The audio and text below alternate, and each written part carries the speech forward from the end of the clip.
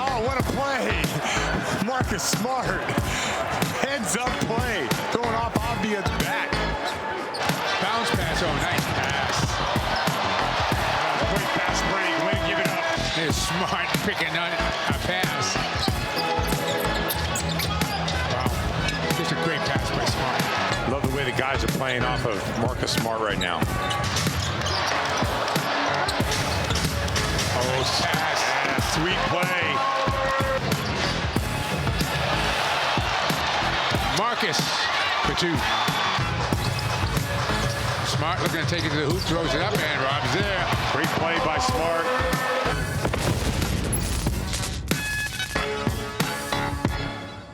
That leads us right into Forsberg's four, and it's all about Marcus Smart today, Forsberg. It is, because Marcus Smart, I mean, there were people a couple weeks ago who were saying that Marcus Smart was not the point guard of the future on this team, and we are laughing at them now because Marcus Smart has been phenomenal in all four numbers this week, and we start, obviously, with plus 118, which is the Celtics plus-minus with Marcus Smart on the court the last 5 games since he's been back. Plus 36, plus 36, plus 25. Every night it seems like he is putting up a monster number, even crazier. They're minus 12 in his 95 minutes off the floor. I'll throw some more nerdy numbers in there. Plus 39.9 net rating in Smart's floor time. That includes 127.4 offensive rating, which is 18 points higher than Boston's season average. He's just doing... The things I love the most are he's pushing the tempo and he's just being a playmaker, which is all we've ever asked of Marcus Smart, but he's really embraced it the last 5 games, and we've seen the results now that happen when he does that. All I could think of was Oprah saying, you get a plus, you get a plus, you get a Like plus, everybody. when you were rattling off those numbers right there. All right, what do you have next for us? Everybody but Dennis Schroeder gets a plus. So 17.4, that is the number of assist points per game that Smart is creating for this team over the last 5 games. That's up from 13.9 in his first 32 games with the Celtics. His potential assists, so how many assists, if everybody made shots, how many he'd get a night, have spiked to 12.2, up from 10.3 before his COVID bout. Again, Marcus is like, it's not just the flashy little behind-the-back passes, the no-looks, all that. He's just making the simple right play and putting guys in position to thrive. And again, I think the pace has a lot to do with that. As soon as he gets the ball, Rob gets the rebound, it goes to Marcus, boom, they're off.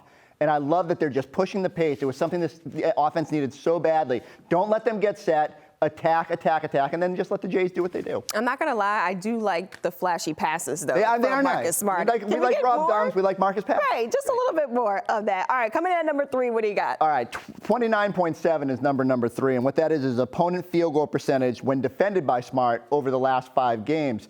And that is essentially 15.6 points below expected field goal percentage. It's a wild number. The opponents were only 11 for 37 in that span, including 2 for 21 on all 3-point shots. Now, I guess this shouldn't be surprising, right? This is what Marcus Smart does. He's an all-NBA defender who puts clamps on some of the best players in the league.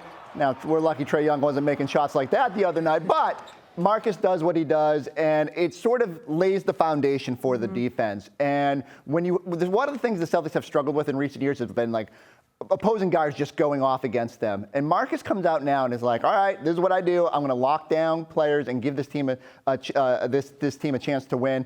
Best defensive rating in the NBA since December 31st with Marcus Smart on the court. And it really feels like this Celtics team, they found their identity on defense again with Marcus Smart back out there on the court. Last but not least, what do you got? This is the craziest number to me. So this is what the number is 67, and that's the number of expected wins the Celtics would have if they could maintain the efficiency differential when Marcus is at point guard. Now, Marcus bounces around, right? Like, he's going to play some point guard. When they have another guard on the floor, he might be off ball. We know that the Schroeder-Smart combination doesn't work great. But when Marcus is in the point guard spot and is definitively running the offense, the Celtics play at, like, almost an elite level, like Golden State Warriors a couple years ago level of play when he's on the floor. And I don't think this is something that's outlandish. It's just Marcus Smart is really good at point guard. And I understand that people hate sometimes his shot selection. I know that he can drive people mad with the three-point shot. But when he just embraces being a playmaker, the team just runs so smoothly and it looks really good.